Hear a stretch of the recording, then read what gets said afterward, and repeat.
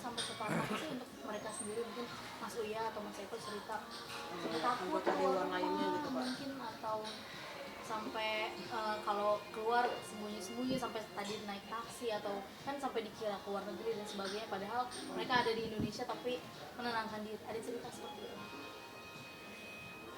Yang saya tahu Mas Uya ya dan keluarganya dan istrinya itu sempat nggak bisa makan. Saya beliin makanan, dia cuma 2 sendok, dia stop. Kenapa? Nah, ya kepikiran Pak, katanya. Sabar, saya bilang, nggak apa-apa. Yang penting harus ada makan. Walaupun 2 sendok, makan. Ikhlas, belajar ikhlas.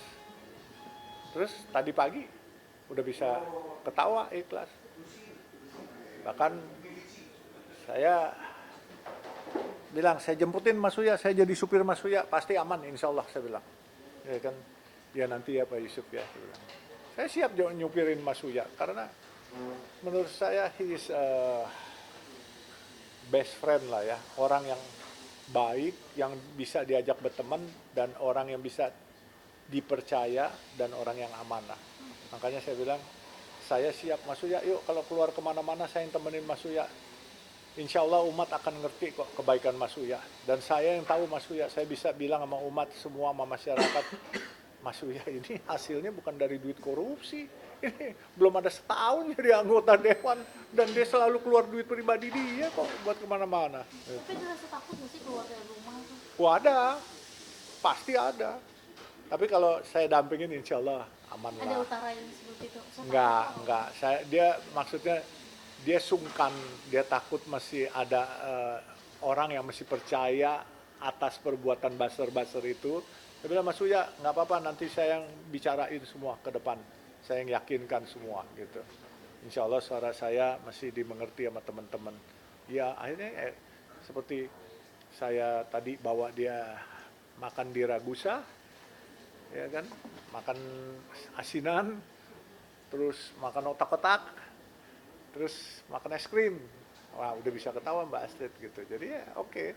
Terus saya supirin, saya antar lagi, ya kan, ke tempatnya udah sana gitu. Tapi sempat cerita gak sih? Ya itu lebih banyak barangnya dia udah ikhlas, bendanya ikhlas, cuman kucingnya yang buat dia nangis. Oh, Mbak Astrid ya. Iya Kenapa Pak. ditinggal sih Pak? Ceritanya mungkin kenapa ditinggal? Waduh, mesti tanya dia. Mungkin karena dia pelihara kucingnya banyak, jadi mungkin di situ tempatnya, dan itu mungkin kucing dari muda gitu kan. Sehingga kalau pas beliau tugas di Jakarta kan mungkin lebih efektif tinggal di Jakarta kan gitu.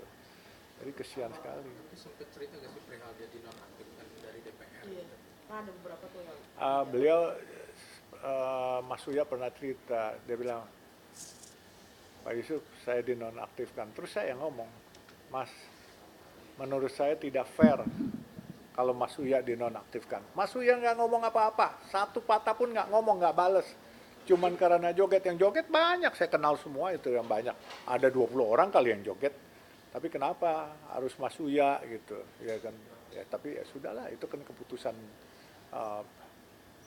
pimpinan partainya, kita nggak bisa ikut campur kan. Itu hak individunya Uya, ya harus terima. Dan saya bilang, Mas ikutin aja udah, kalau memang udah ini, tahu pasti nanti mungkin saya bilang ada sidang di MKD, ya kan, mungkin dari MKD nanti silakan, Mas kan bisa bicara, apa adanya semua kan terbuka dong, minta sidangnya terbuka, transparan, biar masyarakat, rakyat dengar kan gitu. Ini kan yang menjarah ya, sudah diproses hukum sama polisi mungkin. Yang melihatnya seperti apa sebenarnya? Ada pesan tersebut nantinya mungkin agar hal tersebut tuh gak terjadi lagi gitu. Ya makanya kan sekarang teman-teman kita ya, kayak kemarin kan kita tahu isunya sudah menjurus ke masalah SARA kan kemarin. Terus teman-teman kita sendiri dari yang teman-teman yang dari kan yang mau dibuat SARA itu kepada etnis-etnis tertentu. Malah teman-teman kita yang pribumi bilang, jangan macam-macam, jangan mau. Banyak orang Tionghoa juga orangnya baik-baik. Kita harus jaga, jangan mau diprovokasi. Kita warga jaga warga, sipil jaga sipil, pokoknya saling jaga. ini kan sudah sesuatu yang hebat, yang bagus. Ya kita harus bergandengan tangan menjaga negeri ini, persatuan dan kesatuan. Ya kan kita, walaupun tetangga kita beda kulit, beda agama, tapi kan kita saudara sekamanusiaan. Nah ini yang harus kita jaga. Itu. Tapi melihat kondisi Indonesia sangat prihatin atau seperti apa? Enggak, itu riak-riak kecil. Indonesia akan baik-baik saja. Percaya sama saya. Ada pesan untuk rakyat Indonesia? Tenang-tenang aja rakyat Indonesia ini satu alam demokrasi yang baru kita lakukan baru 20 tahun sekian ya kan. Kalau riak-riak kecil ini sesuatu yang menurut saya tidak berdampak.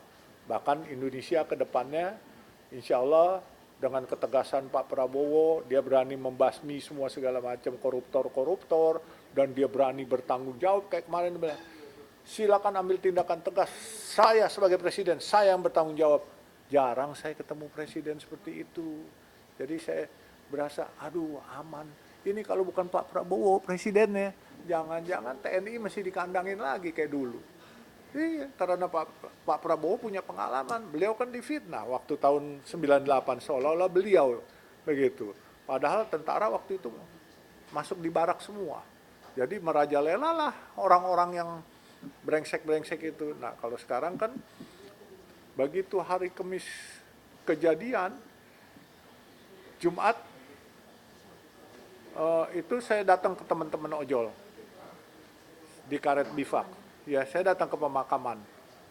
Saya sendiri nggak ada pengawal, 140.000 orang di situ. Bahkan sampai naik motor ya. Saya naik motor dan yang mahal, mereka nggak punya payung teman-teman ojol. Saya diambilin kardus, dilindungin karena panas itu. Coba, persaudaraan kan seperti begitu. Coba lihat, indah nggak coba?